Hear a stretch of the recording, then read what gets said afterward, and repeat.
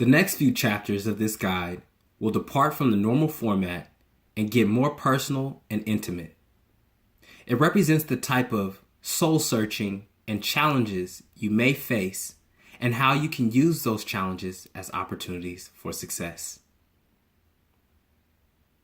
Chapter 5. Give success a definition. We receive fulfillment by achieving our own definition of success. Accomplishments mean nothing if there's no compelling why supporting it. Your whys are yours, and never let anyone make you feel guilty for your goals.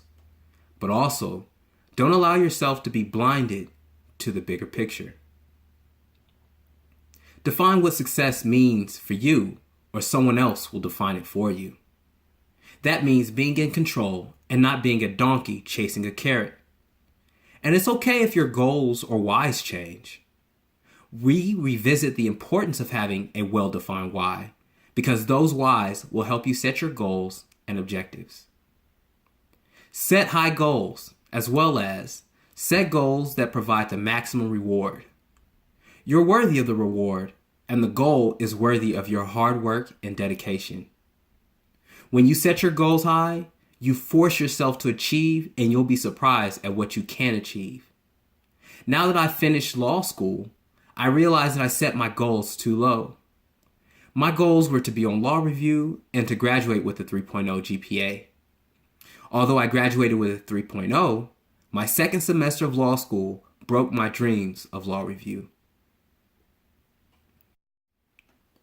Be prepared to redefine, readjust, and pivot your goals. Law review is a worthy and lofty goal, so why didn't I achieve it? The same reason many start law school but don't finish: the lack of a well-defined why for having that goal. I didn't have a good answer to why law review was worthy of my time, dedication, and sacrifice. Law review is prestigious and looks great on the resume, but did I really want or care about law review outside of the prestige?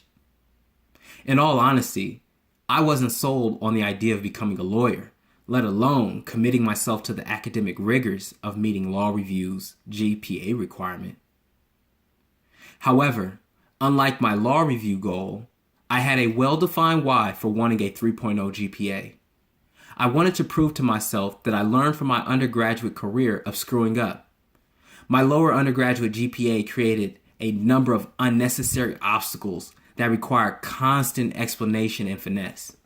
So, I decided to eliminate that problem altogether. Which reminds me that you never really fail when you learn from your experiences. Well, what did I do afterwards? I redefined my goals and distilled my whys down to the true essence of what I wanted to accomplish. The true goal was to be published, and law review was the conventional way to do it. But it wasn't the only way to do it. The unconventional way meant going outside the bounds of my law school and putting my work out to the greater academic community, not just the legal community. That journey presented its own challenges, but it was incredibly fulfilling. Never be afraid to make your own way and use obstacles as stepping stones. Don't sleep on your greatness.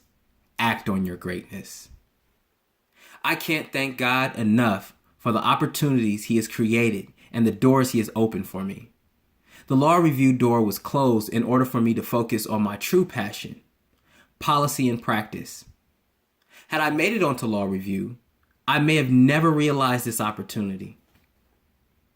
My opportunity came in the form of the legislative drafting and policy making seminar where I wrote Militarized Police and Unpermitted Protest, Implementing Policy that Civilizes the Police. This policy paper was written in the fresh wake of the Ferguson protests. 16 weeks of hard work culminated into the submission and subsequent publishing of my paper in Cultural Studies, Critical Methodologies. Not only was I published, but also my paper won a research competition at NAAAS. My grades created a barrier to law review, but my writing and scholarship opened the door to opportunities outside the law center. Believe in yourself and keep persevering.